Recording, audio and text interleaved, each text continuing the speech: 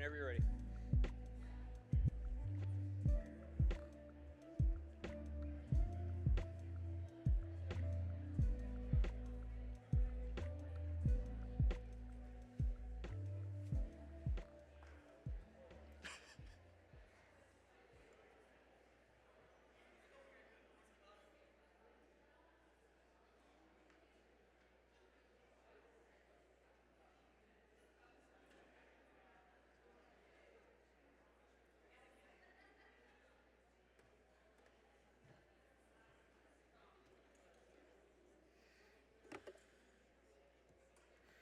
Hello. Thank you for coming.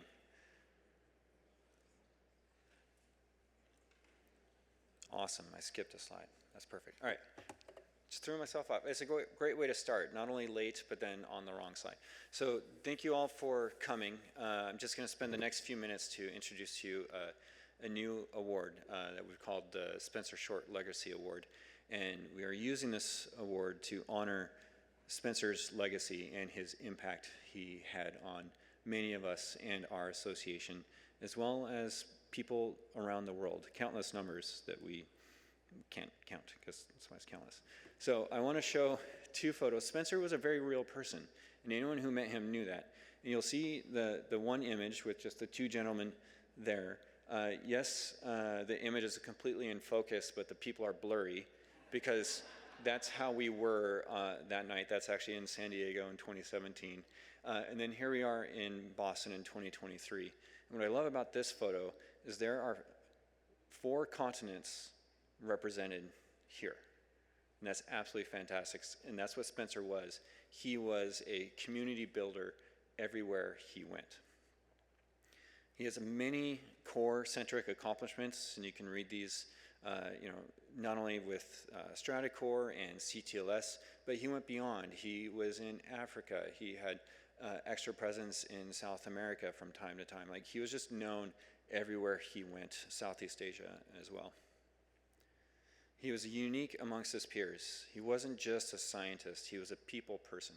He built everyone up around him. Everywhere he went, people felt better to have him there. And you knew you were in the right session if he showed up. You're like, this is going to be the cool one. Beyond that, he was incredibly humble. Now, ABREF has a number of awards, which are rightfully so, and we definitely should have. But there was a bit of a gap in the humanitarian section, and this is where we really wanted to focus, not on the science side, but on the people side. We are all amazing people here. ABREF is just full of amazing people. I've yet to meet one person I did not like. And we should honor that, and we should award that. So with support from ABREF and StrataCore, we're proud to announce this creation, the creation of the Spencer Short Legacy Award. This recognizes those who offer endearing support to others, promote the greater good, and make the local environment a better place. I have personal experience with this, with Spencer. I got to live this for 5 years, and I told you, Rich, I wouldn't cry, so I'm sorry. Excuse me. I do miss him dearly, and I'm really glad we got to this point. This project is not, or this award is not just an award, it actually funds a project. It funds a project that can endure and go beyond just here's a one allocation of funds. This is supposed to be seeding to make it grow. We picked this award of a tree to represent that because it represented Spencer. Everywhere he went, he planted seeds and he let them grow, be it individual people he would meet, all the way through the biggest associations that he would work with. So here to introduce this year's recipient is Spencer's friend, Richard Cole.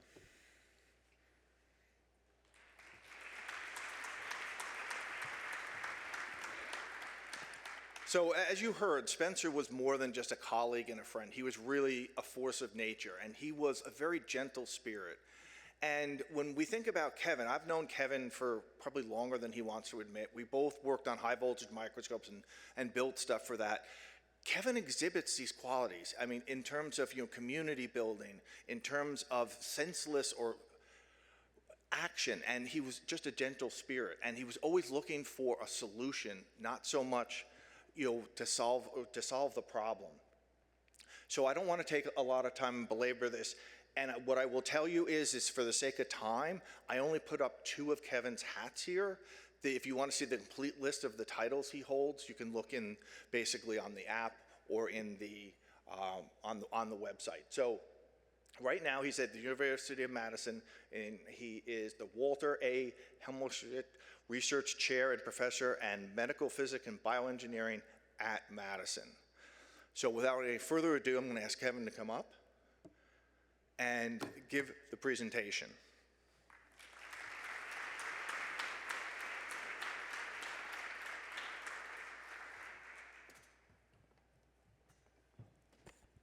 Can everybody hear me okay? All right. I talk a lot, so I got a little bit of laryngitis. Because I like people, I like to talk, so, and so did Spencer. I also knew Spencer. He was a great influence on me, a good friend, and a great collaborator. And recently we did a hackathon at his, one of the things he started with us was the TrackMate project at MSJ, with Jay went to Venice. And my guys were just in Pasteur, and I saw this on the whiteboard, and I asked them to send me a picture of it. And I think it really says a lot. So we made this little cartoon about the gap that a missing short has. He was a great man. And, just to, reiterate, just true warmth and kindness, curiosity-driven science. I like his picture here of him at the bench. It's almost like he's inviting you to sit down. Most of the pictures I found of Spencer in my folder were all the pictures in the back of his head because he was constantly running around doing things and not staying still. But that was one where you could see his face. Really big into community building and global, local and global.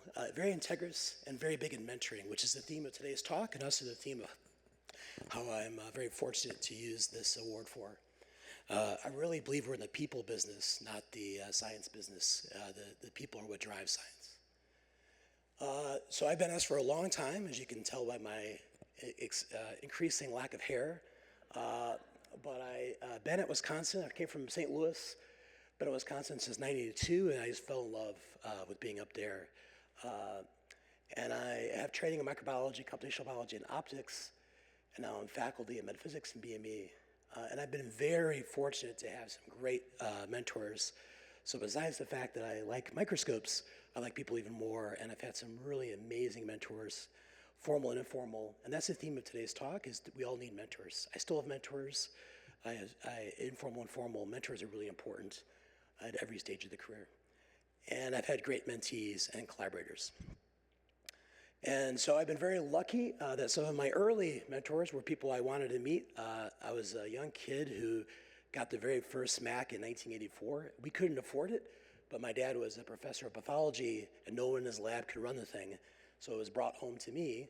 And so I convinced them that it took all weekend to run gels, when it actually only took an hour or two. And I'd write games all weekend on this like $10,000 computer that belonged to NIH, so don't tell them.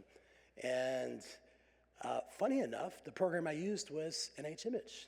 Those of you that are my age might remember that it came out in 1987.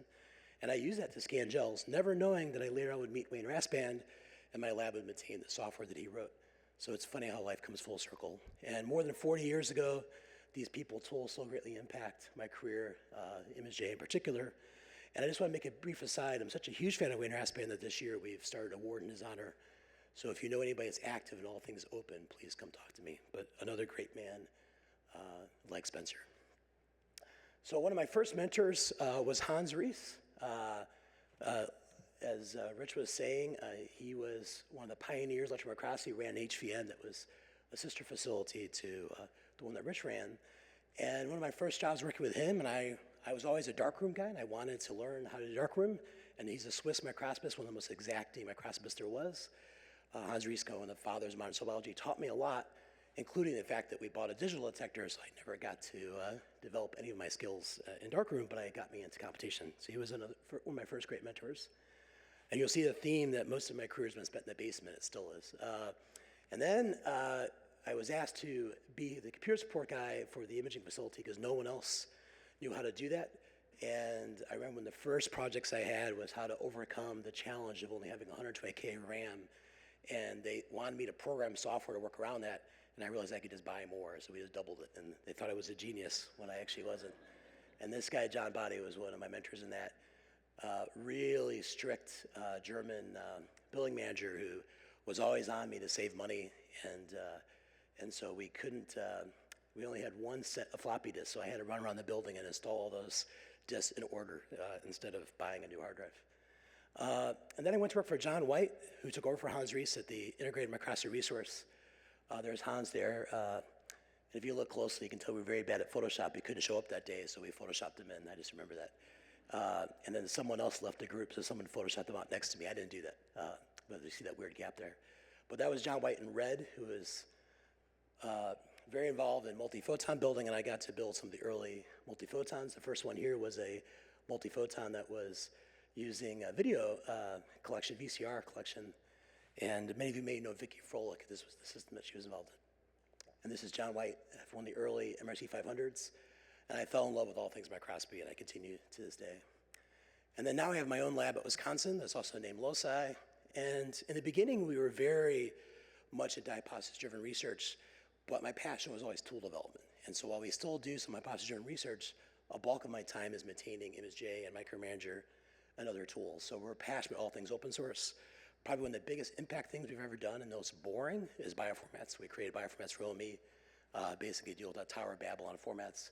And to this day, I continue to be passionate ImageJ Fiji, in part because no one else wanted to, but also because I love doing this kind of stuff. I think it's important to share and reuse and help each other. I admit it's not always easy, but we have amazing collaborators and friends, and these tools are more relevant than other.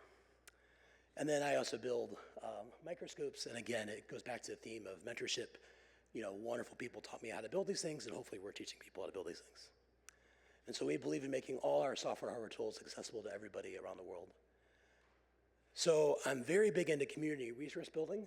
We have this national center with Ann Carpenter and Beth Simony of Broad to build ImageJ and Soul Profiler. Beth Simony was the award winner last year for a community award from ABRF and mentoring. I also run a national center with Minnesota, trying to build open hardware for cancer studies. And then very much into Bioimaging North America, which I'm co-chair of. Rich and helped start ABRF. Sorry, it was start BINA, and we still have strong connections to ABRF. And it's an organization that's a labor of love and really fantastic collaborators. And then the Beckman Center for Light Microscopy, again, very collaborative with Woods Hole and several other centers. And then we also recently have started looking at the eye and applying techniques to the eye. The eye is amazing because in the world of optics, it's one of the few parts of your body that you can peer into non-invasively, because the eye is like a glass bottom to your body. And then we also run ImageSC, accidental. This we never thought would be successful. It was a project we just thought it'd be fun to get rid of our own mailing list and work with Broad and other institutes. And now the ImageSC forum has become this huge success story of all the labs around the world doing software development, having a one-stop shop for help. So much success that we're trying to figure out how to pay it. We actually are way over the limits of all the software out there. We get so many hits that the software program called Discourse is asking us to look for other solutions. So it's pretty amazing. And then I also run a group that builds hardware as well, open hardware. So this is BINA. We already have very strong ties to ABRF. Many of you are part of BINA. We really view BINA as a sister group to ABRF. We've already done several initiatives. So please consider joining us, including these new awards I mentioned, like the Wayne Raspin Award. And then if you don't want to come to Madison, October is a great time to come. We're having our Save the Date, having our meeting our Save the Date in September 27th through October 2nd. And then what do I want to do with this award? I gave it a lot of thought, how can something honor Spencer and do some good? And I also wanted something that could sustain a long term and hopefully outlast me. I'm not a spring chicken anymore, so I want something that I could establish but could have a long history. And after giving a lot of thought, I realized that the whole recurring theme of my career has been mentoring. And mentoring oftentimes is misunderstood as something you only do for junior faculty or junior grad students or postdocs. But we all need mentors. We may not call them that, but we all need a trusted colleague that we can lend an ear to at all levels. And many people who are arts background need this supportive ear, and sometimes a different perspective. And I've been doing this for a long time, and I've realized that we're not all lucky to have it. I've talked to many people that feel like they don't have access to that. And the more I do it, the more I realize how great the need is, and how many people don't have access to it, either because they don't know how, or they feel like they can't ask, or they're worried that their official mentor will get upset. So the Illuminating People program gives a mechanism where anybody can apply, and they can give them a forum to get mentoring that no one can challenge. And so we're going to use this Spencer Short Legacy Award to set up a mentoring matchmaking project that we call the Illuminating People program. As you may see a theme, I like acronyms, LOSI, IVP, and so I gave a lot of thought about this. And I chose it in part because both Spencer and I love photons and people, but we also want to recognize that intellectual bidirectional spark that good mentoring can have. And we're going to set up as a pilot program, but I'm hoping to raise money. I've already had a little bit of success to create an endowment that this could last beyond my career. So that is my goal, and I'd like to thank everybody, my family. I'm starting my little guy young, so he already likes microscopes. And yeah, he's cute, isn't he? Yeah. And then I'd like to thank Spencer, his family, ABRF, CTLS, and also Stratacore. I was very fortunate to meet Stratacore Forks when it was getting started. I was able to find this picture, which I think is a nice example. I like it that Spencer seems so happy. And then my whole lab, you'll see that I have an army of undergrads. I really believe in undergraduates. So we have a huge number of undergrads. So that's not all my graduates, postdocs, a lot of young people in there that are undergrads. And I will end there.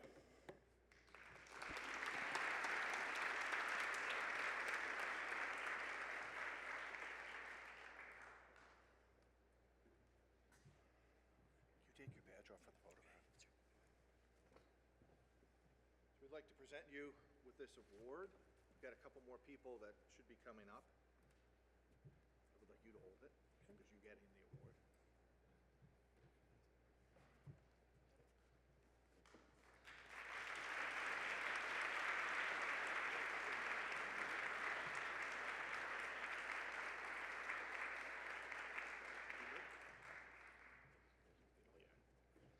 You want me to just take it? Be safe.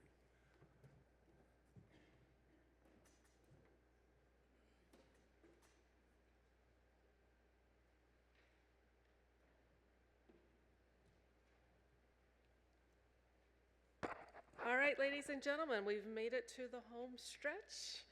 I am going to start with some housekeeping notes in case you haven't been paying attention the last 5 days. Actually, I just want to remind you that our ABRF is now a year-round app, so please don't delete it when you're done here. This is going to be a year-round place that you're going to find information about what's going on. I would also like to ask, when we get finished with the talk, if you have questions, please come to the microphones in the center of the room so everyone can hear you. And I also want to make sure everybody knows we're going to start our business meeting, our members meeting, right after the end of this talk. There's not going to be a break in between, so please stick with us there. So, fun part here, it is my great honor now to introduce tonight's keynote speaker, Dr. Bryan Welm. Dr. Welm is an associate professor of surgery at University of Utah and is a breast cancer researcher in the Huntsman Cancer Institute.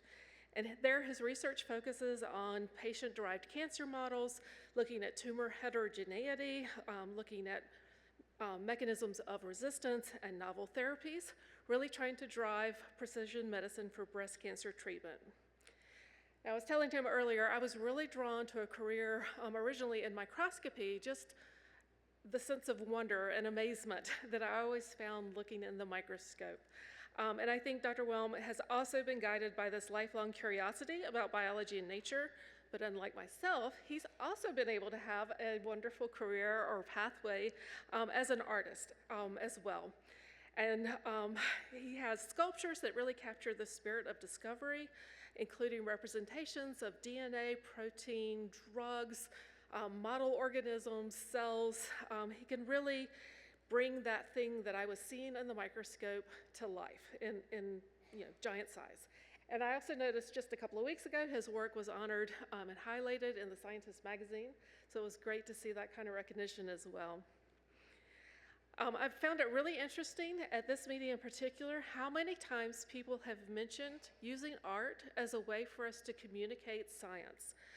So I would say Dr. Welm obviously agrees and really uses and incorporates his art into science outreach and STEM education, using it as a tool to spark curiosity and to cultivate wonder, all inspiring the next generation of researchers.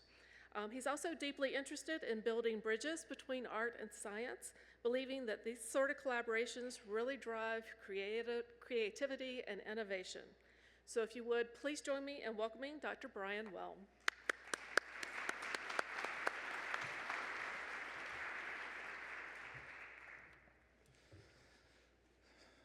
So So wow, thank you very much for that introduction. I really appreciate it. And I want to say thank you to the organizing committee for the invitation to present today.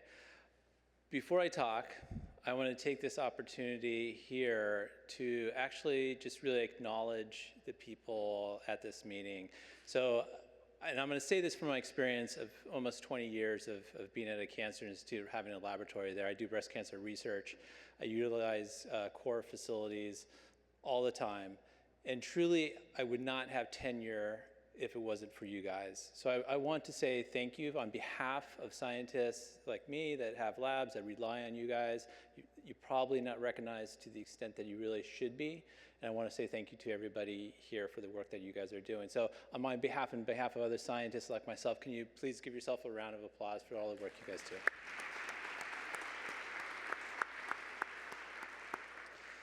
Okay, so today I'm going to talk about something very different. I normally have science presentations today. This is really going to, there's not going to be any data slides at all, so you could all relax. Just enjoy this presentation for what it is. And I'm going to talk about my journey through biology and science and into art, and with this theme of curiosity as being something that kind of holds both the science and art together in my life. And at this meeting, I think you'll appreciate that there is a ton of art here. And I'm using a very broad definition for art. So art is the intentional creation of forms, experiences, or expressions that communicate ideas, emotions, or ways of seeing. So using this broad definition of what art is, I could see it in the microscopy images I've witnessed, in the posters, in the various presentations, the schematics, diagrams, the pamphlets we get from vendors. There's a tremendous amount of art that we use in science, and I hope to convince you of how important art is in science, and also how we communicate it and understand it. So art doesn't just show the world, it reframes it, highlighting patterns and relationships and perspectives. And we use art because biology is so complex. So we need some way of describing what we're seeing, and art is one of the methods that we use to do that. So I'm going to give a few vignettes of how art has been used in science to make seminal discoveries, and how we communicate those discoveries. So in one example, if we think back in the 1940s and 50s about developmental biology and what we knew at that time. So we knew that there were developmental pathways in organisms. We knew that there were genes. We didn't really understand what a gene exactly was. Certainly the structure of the gene and the material, what made up genes, we didn't understand. But we knew that if we perturbed genes, that we could have phenotypes, induced phenotypes that would cause mutations during development. We also knew that there was cell fates. Cells were undetermined early on in development, but then those cells went down distinct cell fates to form different tissues. And you couldn't easily reverse those fates in those cells. So these were pretty much linear developmental pathways that these tissues and cells underwent. So how do you understand, how do we represent this and understand this? So Conrad Waddington was a developmental biologist who was very much inspired by art, and he said, the scientist must be an artist in the sense that they must be able to create imaginative pictures of how the world works.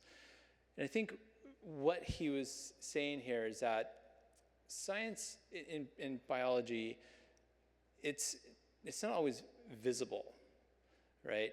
The key to science and biology is being measurable, right? So we measure things. We don't necessarily see what we're actually measuring, right? I think he understood that, and you have to convey what you're measuring in some way. You can use words is one way of doing this, but art has a way of conveying those messages in a much more powerful way than words alone.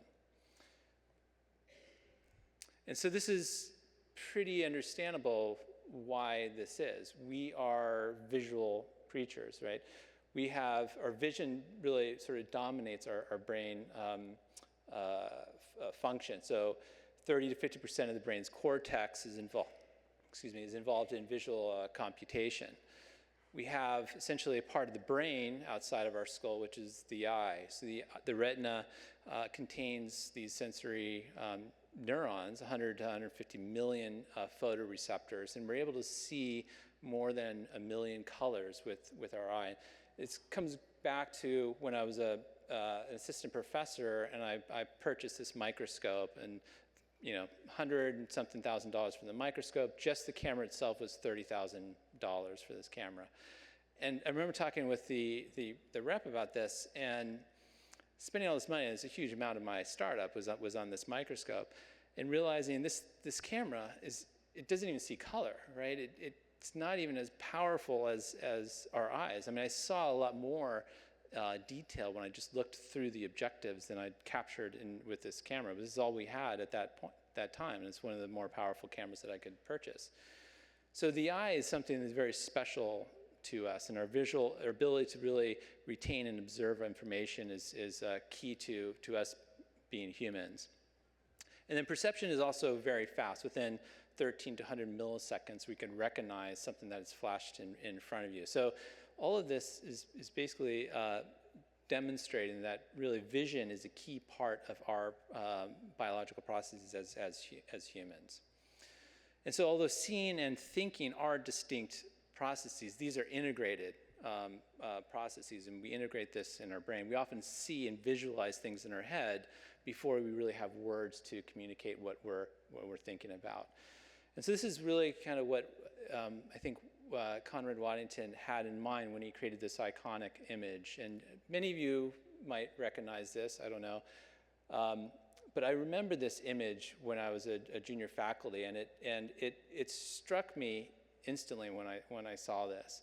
I didn't learn about this image in college. I was sitting down in a conference for our weekly conference meetings and lectures, and somebody presented this slide, and it really made sense to me. It really connected with me. So this is how Waddington envisioned developmental pathways in cell differentiation back in the 1940s and 50s. So this is a ball rolling down these valleys, and it's showing differentiation in cell fate pathways, how cells get restricted towards certain paths. And cells have a hard time of converting into other tissues, and it's shown by these mountain ridge lines there, where you can have, the ball can go over these ridge lines. However, it takes a lot of effort for those cells to transdifferentiate into other tissue types. So this had a very strong visual impact on me, and I still think about, when I think about epigenetics, this is the image that I think of when I think about epigenetics, even though at this time we didn't really have a good concept of what epigenetics was. Another vignette about how imagery and art has really helped us understand complex biology is the I think image from Charles Darwin back in 1837. So Charles Darwin went on the HMS Beagle. He traveled to the Galapagos, as we all know, from the early to mid 1830s, and he obtained a lot of information and did a lot of studying and gathered all this information. And it wasn't really until he came back to England when he was able to really put all this information together. And when you look at his notebooks, this time is really trying to understand the process of evolution plus the relationship of evolution with time. And when you look at his notebooks, he has this line at the very top of page 37 that says, "I think," and that's it. And then below it, he shows this iconic graph of what evolution is. So he, instead of writing down what he was thinking, he just immediately went to the drawing that he envisioned in his mind about what evolution was, and drew this graph of what he was thinking. So he was using art, in a sense, to really understand a very complex biological process, evolution, in his mind, he simply just wrote, "I think," and then drew that, that image of evolution. So this is another iconic way of seeing how art and the way we process images in our head, we can use this information to help us understand very complex biological processes. So art is it's not separate from science. It is a cognitive machinery that allows us to perceive, to imagine, and ultimately discover the invisible. And this is another way of demonstrating this is where Watson and Crick have developed their idea about what DNA, the structure of a DNA, was through this iterative process of building models of nucleotides and using information from the X-ray crystallography to then have develop the physical, chemical, and biological constraints of what the model for DNA was going to be. So they used this and they iterated through the process of trying to build the model for a DNA, and eventually they uncovered this model and they published their data. And what's interesting about their publication is that it's very short. It's only a little over a page in length. And there's only one figure in their publication. And it's not the actual structure of DNA, as you could imagine is what they would have put in their paper. It's an artistic drawing of DNA. And this was actually drawn by Francis Crick's wife, who drew the double helix structure of DNA. It doesn't even have information about the nucleotides or the bonds. It simply shows this very schematic-like drawing of what DNA was. But it's a very powerful drawing. I imagine that many of us, when you think about DNA, this is what you're thinking about. You're not thinking about the actual structure of the nucleotides or the phosphates and how they organize. You're thinking about this ribbon diagram of DNA. So a very simplified concept of what DNA actually is. And of course, this was one of the first things that I made when I started doing art and metalwork, was making the DNA double helix. In this case, this is a RNA-DNA hybrid that I made using copper and bronze as the ribbon part, and then steel as the nucleotides. So in this case, less is more, only when more is too much. And I think that is what we do often with art to make it, or with biology and complex biological concepts, is try to minimize the information and just provide the information that's necessary to really comprehend some of these concepts. So in protein biology, it's interesting because proteins are not visible. We can't see proteins. So again, this is something that is measurable, and we have to visualize what proteins are in some kind of representation. So for proteins, we take the diffraction patterns, and we do a number of algorithms and calculations to eventually find the electron density. And this creates this electron density map that we can then overlay the structure of the protein on these electron density maps to create the atomic structure of that protein. And back when this was first being performed, the question was, how do you draw these proteins? How do you convey what a protein is to scientists? You can use the atomic model, but it's very dense, and it's very hard to really understand what you're seeing in the atomic models. So the original diagrams for proteins look somewhat like this. It's kind of like a sausage type of structure of what proteins are. You have the alpha helices represented by these denser regions, kind of the sausage part of the protein, and then these more thin linear connecting parts of the protein. But the complication here is that you don't really know the three-dimensional structure of that protein from this visual technique. It does provide the correct information, but it's very challenging to understand what that protein is how it's functioning and how it's organized. So Jane Richardson saw this. Jane was initially a technician where she was working on, with her husband, on protein structures. And she had she was inspired by art. She was a ceramic she did ceramics and pottery. And she used and integrated sort of the information from her pottery experience to develop a new way of seeing proteins and drawing and showing off proteins. So here is the atomic structure of a protein. The alpha carbon trace, this is just the backbone of the protein that's shown next to it. And you can see in the alpha carbon trace that you can see the alpha helices, you can see the beta sheets, but you really don't have information about the three-dimensional structure of that protein. So Jane used her art experience to develop a ribbon diagram based on ceramic art that she observed. And so this is actually a publication back in 1977 where she describes the ribbon diagrams that she developed. But the ribbon diagram itself helps us understand the biology and the structure of those proteins. So this is the same protein again, shown with a ribbon diagram. And now you can see the three-dimensional structure of that protein. The information is largely the same between these two images, but visually these are very different images. And it's not intuitive to make this in these ribbon diagrams. She tapped into her background in art and ceramics to really develop this concept. And so I'm going to talk a bit about how, hopefully I've convinced you at this point that art enhances scientific curiosity and discovery. We use art all the time in our science and communication of our science.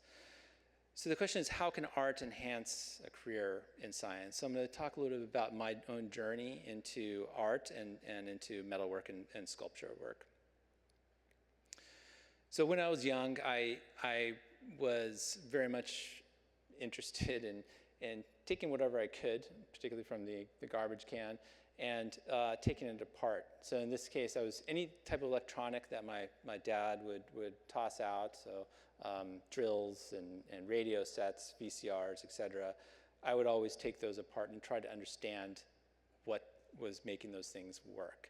And sometimes I would just use my imagination. I had no idea what the components of these electronics were. And I would use my imagination to try to understand what was happening within these components. The funny thing is I still do this. So I go to Surplus often, to our campus, University Surplus, and I look for scientific equipment, old scientific equipment that I could buy and bring it home. And I have a basement full of these pieces of equipment that I take apart sometimes. I try to understand, how this was developed, why it was developed, and what this equipment actually did. And I also bring this equipment to engagement activities to sort of entice kids to understand and to come to appreciate their own curiosity. So I'll have a piece of equipment on individual tables at a school, have the kids at each table try to come up with some concept of what this piece of equipment was, and then present that concept to the rest of the class. And it's always wrong, and that's perfectly fine. That's the idea of this type of exercise for these kids. But I was always very curious. And the thing is this curiosity is part of this curiosity feedback loop, which we all have, right? We're curious creatures. So it's this loop of finding something you want to understand, breaking it down, trying to explore it, trying to discover new ideas about it, and then this creates actually a dopamine surge where you start to understand the mechanism, and so the cycle just repeats itself. And so I'm permanently stuck in this sort of curiosity feedback loop, and it really is part of my own science. The reason I went into science is because of this curiosity. So, but art, interestingly, was not a part of my life as a kid. I was never encouraged to go down this pathway. I remember very vividly hating the art period in school. And And my idea of art, up until fairly recently, was that you're born with it. This is a trait that you have. And you're either good at it or you're not good at it. And I wasn't good at it. I didn't realize that there's a lot of practice that one has to have to actually be a real artist. I would go to class, we'd have our hour of art. There would be amazing kids next to me doing amazing drawings, and that wasn't me. So I would just do some really poor drawing, funny thing, and just kind of get through that class. So that was my experience. And it wasn't until recently where I really had the opportunity to sort of explore my own artistic side. And this is where, in my career as a scientist, and I think many of us, we live our lives in basically these very short blocks of what the future is, right? And as an undergraduate, my future is 4 years. So I had 4 years, that's all I thought about. Okay, then I went to graduate school, and then it was another 4 or 5 years of what graduate school was going to be. Really had no idea of what my career was going to be. Then it was postdoc. Same thing, 3 years or so, that was my life. That's all I really wanted to think about. And then I got a faculty position. Okay, so now I've got a few more years. I've got 7 years or so that I'm really thinking about what my path is.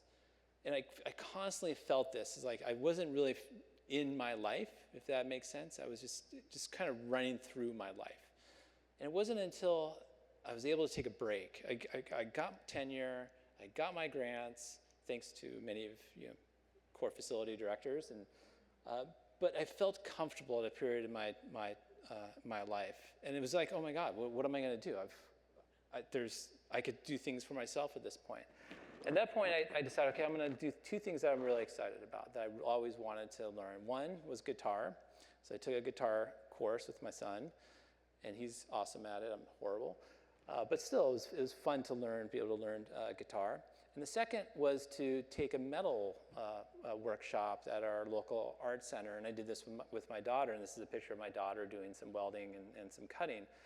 And this really excited me. And this is actually an image of what we were doing in this class. We made art for the house, and here's a piece of art that we made that was hung on the wall in the house. But I really enjoyed this work, and it really kind of took off for me, and I ended up dedicating a large part of my life to doing metal work, and I'll talk a little bit more about that. So during this experience, I realized that science and art are really very similar processes. So we have the scientific method, and we have the artistic process. And you're really going through the same type of observation, question, hypothesis, experiment, analyze, interpret, communicate in science as you're doing in art. In addition, this really fed that curiosity feedback loop that I mentioned earlier. So I was really happy in the artistic process. I found myself going into my workshop and just trying to get away from everything and really just work on my art and get into the moment of that artistic process and being very happy in there. It's very similar to the scientific process. I was very happy when we had projects where we were making headway and getting data, and you kind of went through all those steps of the scientific process within those projects. So I use art now to pursue science, and science to pursue an art. And I'll talk a little bit more about that with the type of art that I'm doing. So one of the first projects I did for my art was to make the nucleosome. So this is me just very shortly after taking this workshop on metal work. I learned how to weld, I learned how to grind, I learned how to do some of the basics with metal work, and I made a few DNA helices that I had in front of my office at work. And that was the extent of my work. And then Carolyn Luger at the University of Colorado Boulder came and she saw one of my DNA helices, and she said to me, hey, can you make the nucleosome? And I said, no, I can't make the nucleosome. That's nuts. But it's too much. There's no way I can make that. And it's kind of left it at that. But this burned in my head. It's like, can I do that? I could break it down, so I could break it down to individual histones. Histones are pretty small proteins in of themselves. They do form a complex, but each one is fairly small. DNA, I could do DNA. I've made DNA helices. And so I decided, yeah, I'm going to do this. I'm going to jump into this deep water, and I'm going to tread like nuts and see if I could figure this out. And so I did it, and I loved it. I loved the biology aspect of this. I loved learning about the histones, about the modifications to histones, about how they dimerize and how they tetramerize and how they interact with the DNA. And all of this, I had to go out and pull out the original many publications, old publications about the structure of DNA, making sure that the number of nucleotides for each DNA loop is basically correct. You have about 9.5 nucleotides for one circumference of the DNA, making sure that the helice was correct in terms of where the nucleosomes interacted, where the histones interacted with the DNA on the surface. There's two turns of the DNA around the histones. And then everything here is actually pretty structurally correct in terms of the size of them, their placement of them, where they would interact with each other and with the DNA. So this is what I loved. This is what I really enjoyed: the experimentation, the analyzing, the building, and then eventually the communication of these projects. And then in the end, this is the nucleosome that I made, and this is very shortly, again, after I took this workshop on doing metal work. And then I drove this out from Utah to Salt Lake City to Colorado and gave this to Carolyn Luger, and she has this now in her dining room. And it was a lot of fun. I really enjoyed this entire experience, and I really enjoyed seeing her enjoy this thing. This is her life's work, is studying the nucleosome, and she's the one that first identified the structure of the nucleosome. And this whole experience was very positive to me. And it really fed, again, that curiosity feedback loop. And so I'm going to go over a couple of the other sculptures that I've made, and some of the ways that and my thought process for some of these different sculptures. So I got also commissioned to make TGF-beta. TGF-beta is nice, it's very small. But when you look at TGF-beta, what do you see? Do you see a bird, perhaps? Wings? One thing that I did see the bird in there. And I also saw, one of the first things that came to mind was the Monterey cypress, so the lone cypress in Monterey. I don't know if anybody's ever seen that, but it sits on the coast, and it grows in these very harsh conditions, but it thrives in those conditions. And so I saw that within this sculpture as well. So I wanted to integrate these concepts into the sculpture, and where I could do that is in the stand that holds the actual protein. But to do this, I also have to iterate as well. So here are multiple ideas of how I was going to present the TGF-beta protein. Each one was in itself an effort, so I would build it and actually weld everything together, and then if I didn't like it, which I didn't for all of these, I would actually cut it up and rebuild it. I could keep most of the protein structure, but often I would damage the actual base of this.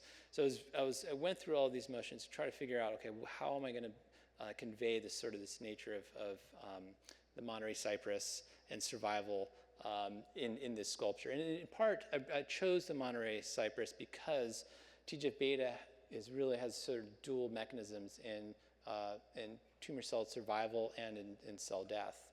And I kind of visualize that as being the ability of these Monterey cypresses to grow in these very harsh conditions and thrive there. And so in the end, the sculpture looked like this, where I had a sort of a bronze and steel base that held up the TGF-beta dimer.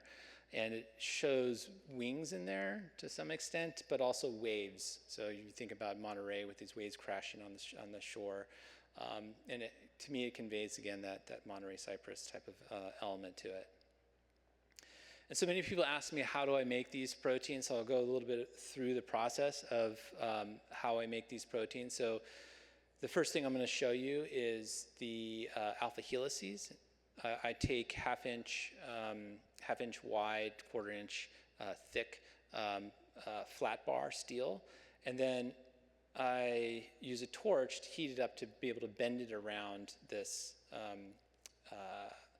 template that I have that has the proper dimensions for the alpha helices for this particular size of protein. So the proteins I make are about 1 to 50 million scale for the original proteins. And this is, I call the alpha helix shuffle that I do as I twist around. It actually hurts my neck after I'm done with this. So I bend those around, and then after that, for the unstructured regions of the protein, what I do is I make a 3D print of each unstructured domain, and then I have bending tools that I try to bend the steel, quarter-inch steel rod into those shapes. So here's an example of some of that. And then from there, I have all the pieces of the protein. I think in this case, this is the estrogen receptor shown here. And there's a lot of polishing at this point. This is the easy part, actually, of the process, is doing all the bending and getting all the parts. The hard part is the polishing and grinding that I do, which takes a pretty long time to do all that. I'll talk a little bit more about that later. For drugs, the complicated part here is how do I make these drugs with these.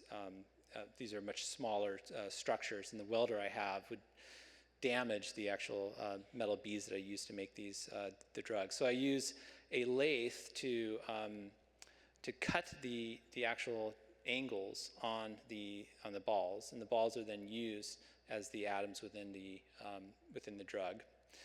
And I have to use a laser welder to then hit the bearings right in between the gaps in between each bearing.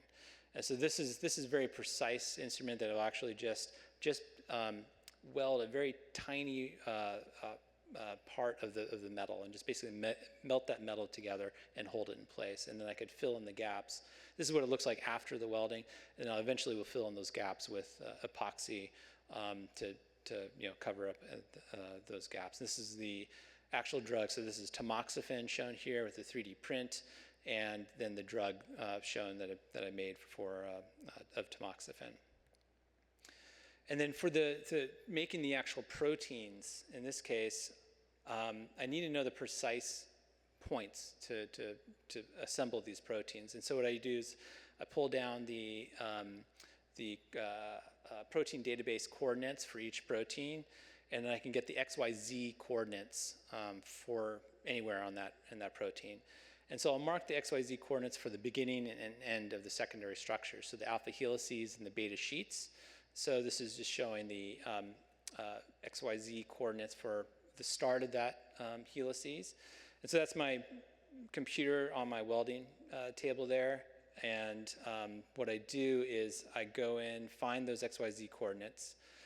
I bolt a base plate onto my welding table, and then I position that pointer to the exact XYZ spot. So here I am using a rod to mark the X and Y position of a particular point, and then I use the pointer that's on an articulating arm to then mark the Z position of that. So now I've got two rods that indicate where that alpha helix will start and stop.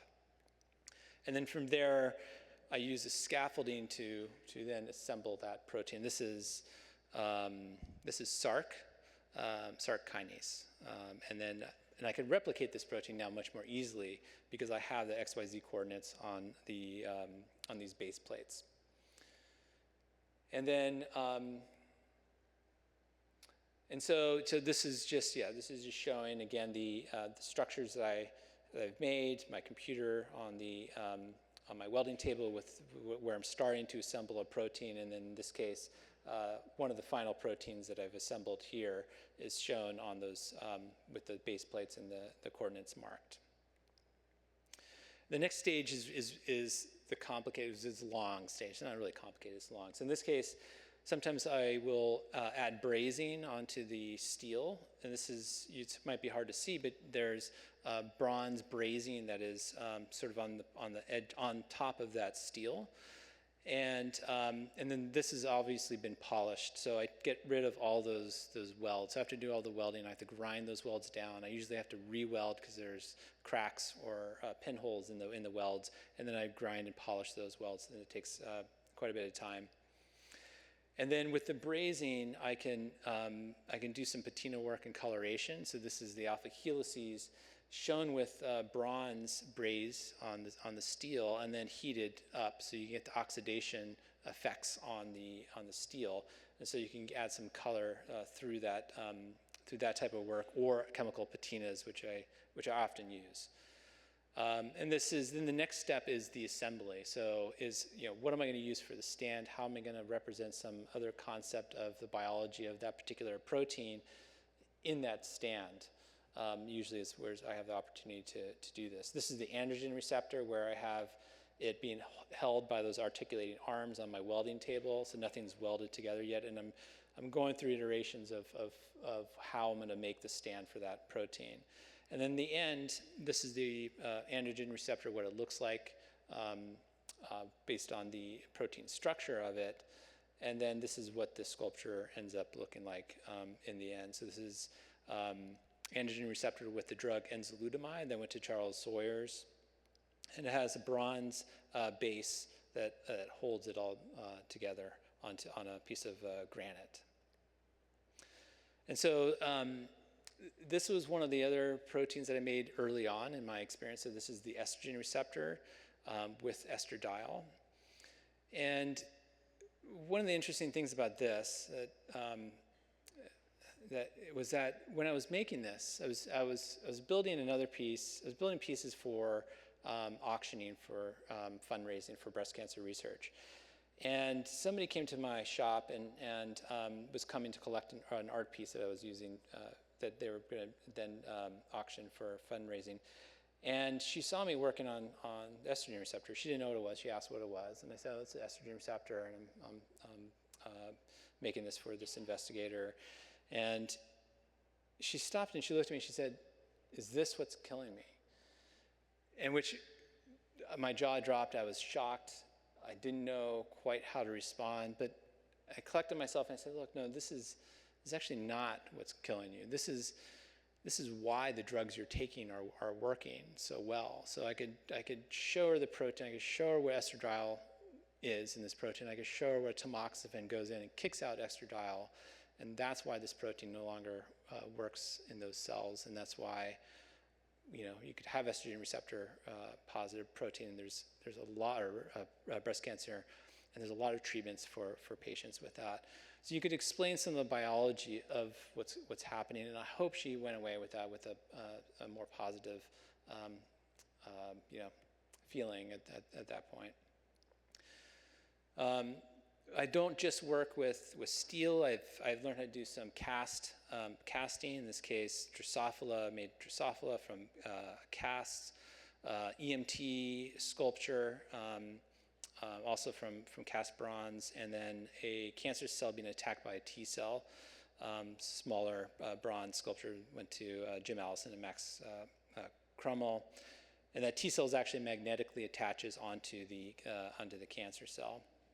And then the bacteriophage. And I often use this bacteriophage for my engagement activities where I go to classrooms and I talk about bacteria, and we do bacteria art, and I bring the bacteriophage as an example of as a way to introduce the microbiome and bacteria and viruses that we have in our intestines. In this case, I've also done molecular surface structures of proteins. So I've shown the ribbon structures, but in this case, I've done that molecular surface. And this was a bit more challenging because what I have to do is I'm representing the surface, the skin, basically, of those proteins. So I start with a 3D print of that protein.